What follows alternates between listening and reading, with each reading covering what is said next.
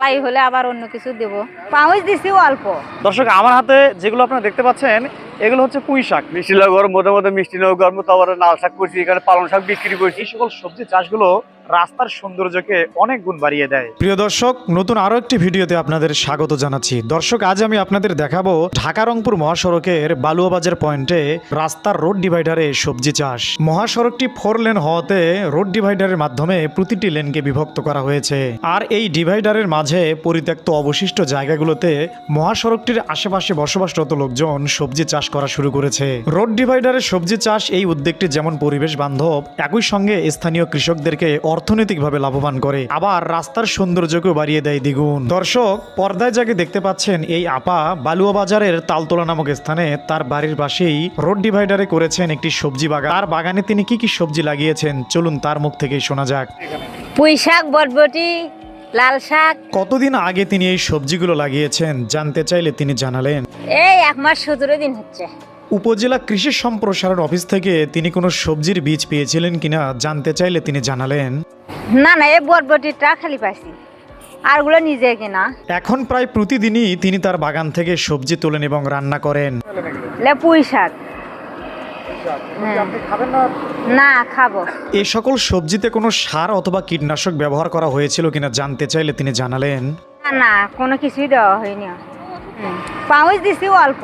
প্রিয় দর্শক, এখন আমি রয়েছি ঢাকা রংপুর মহাসড়কের বালুয়াবাজার নামক একটি পয়েন্টে। দর্শক, এখানে আমার পাশে আপনারা দেখতে পাচ্ছেন এটা একটি 4 লেন রাস্তা। ওই পাশে 2টা রাস্তা রয়েছে এবং এই পাশে 2টো রাস্তা রয়েছে। তো এই 4 লেন রাস্তার মাঝখানে যে রোড ডিভাইডার, এই রোড ডিভাইডারের যে পতিত অংশ, পতিত জমিগুলো আছে, দর্শক দেখুন আমাদের দেশের কৃষকরা এই সকল পতিত জমিতে তারা বিভিন্ন প্রকার সবজি চাষ করছেন। এটি অত্যন্ত একটি আনন্দের বিষয়, অত্যন্ত একটি মনোমুগ্ধকর একটি বিষয়। আমার কাছে চমৎকার ভালো লেগেছে। দর্শক দেখুন, এই যে আমার পিছনে যে গাছগুলো দেখতে পাচ্ছেন এগুলো কালাই, এগুলোকে আমাদের স্থানীয় ভাষায় ঠাগরি কালাই বলে থাকে। এই ঠাগরি কালাইগুলো এখানে লাগানো হয়েছে। আমাদের কৃষকরা, এখানকার এক স্থানীয় কৃষক ভাই, তিনি এগুলো লাগিয়েছেন। তার সাথে আমরা কথা বলেছি। তিনি আমার ডান পাশে, আমার বাম পাশে তিনি বিভিন্ন লাল শাক এবং মূলা শাক এবং পালং শাক এগুলো তিনি লাগিয়েছিলেন। এখানে তিনি প্রতিনিয়ত এগুলো লাগান এবং পরিচর্যা করেন। এটা অত্যন্ত এই দৃশ্যগুলো যেমন মনোমুগ্ধকর, পরিবেশের জন্য এগুলো অনেক উপকার বয়ে আনে। আর সবচেয়ে বড় কথা কি, এই সকল রাস্তার মাঝখানে এই সবজি চাষগুলো, এই রোড ডিভাইডারে এই সবজি চাষগুলো রাস্তার সৌন্দর্যকে অনেক গুণ বৃদ্ধি করে দেয়। আরও একজন আপাকে পাওয়া গেল, তিনিও রাস্তার এই রোড ডিভাইডারে সবজি চাষ করেছেন। মাস কালাই 1.5 মাস, তাও 3 মাস। তিনি শুধু মাসকালাই লাগিয়েছেন নাকি অন্য কিছু লাগিয়েছেন জানতে চাইলে তিনি জানালেন, অন্য কিছু শাক সবজিও করা হয়, এবার কালাই লাগাছি। কালাই হলে আবার অন্য কিছু দেব, মাঝে মাঝে ডাঙ্গা দেওয়া আছে। তার কাছেও প্রশ্ন ছিল কৃষি সম্প্রসারণ অফিসারের কাছ থেকে তিনি কোনো সাহায্য পেয়েছেন কিনা। না আসেনি, এগুলো আমরা কিনেই বসি। বীজ টিজ দিলে তো ভালোই হয়, করাও যায়, খাওয়াও যায়, বিক্রি করাও যায়, রাস্তারও শো হয়। ব্যস্ততম এই মহাসড়কটিতে একটু পাশেই আরও একজন কৃষক ভাই লাগিয়েছেন ডাঙ্গা। আরও একটি সামনে অগ্রসর হতেই দেখা মিলল বেগুন। কেউ একজন বেগুন লাগিয়েছে যেখানে বেগুন গাছে ঝুলছে। ঝুলন্ত এই বেগুনের দৃশ্য সত্যিই মনোমুগ্ধকর। আরও একটি পাশেই কোনো এক কৃষক বা কৃষানি লাগিয়েছেন মূলা শাক। দর্শক, আমার হাতে যেগুলো আপনারা দেখতে পাচ্ছেন এগুলো হচ্ছে পুঁই শাক, একেবারে টাটকা। এই মাত্র এই পুঁই শাকগুলো এখান থেকে আপা ওঠাইলো। এই পুঁই শাকগুলো একেবারে তরতাজা পুঁই শাক। দর্শক, এখানে কোনো প্রকার কীটনাশক, কোনো প্রকার রাসায়নিক সার ব্যবহার করা হয়নি, শুধুমাত্র জৈব সারের ব্যবহারে এই পুঁই শাকগুলোর এরকম ফলন হয়েছে। দর্শক, দেখেই অন্তত স্বস্তি লাগছে। দেখুন কত সুন্দর টাটকা, একেবারে ভেজাল মুক্ত ফ্রেশ এগুলো সবজি এখানে চাষ হচ্ছে। প্রিয় দর্শক, এই যে আপনারা এই যে গাছটি দেখতে পাচ্ছেন, আসলে এটি একটি সজনে গাছ।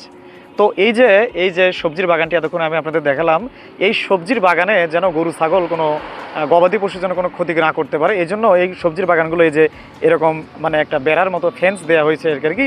তো এই বেড়ার খুঁটি হিসেবে আবার এই সজনে গাছগুলো, সজনের ডাল এগুলো ব্যবহার করা হয়। সজনের ডাল কোনো একটা জায়গায় স্থাপন করলে সেখান থেকে আবার গাছ জন্মে যায়।